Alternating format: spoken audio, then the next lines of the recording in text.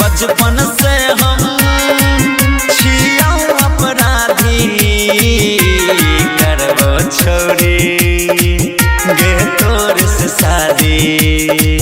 तू बन जो हमर जान जान बस करी है इतने एहसान।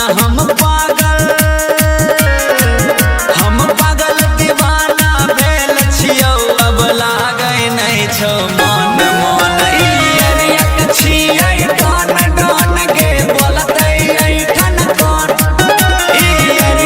छियै डन डन के बोलतै ठन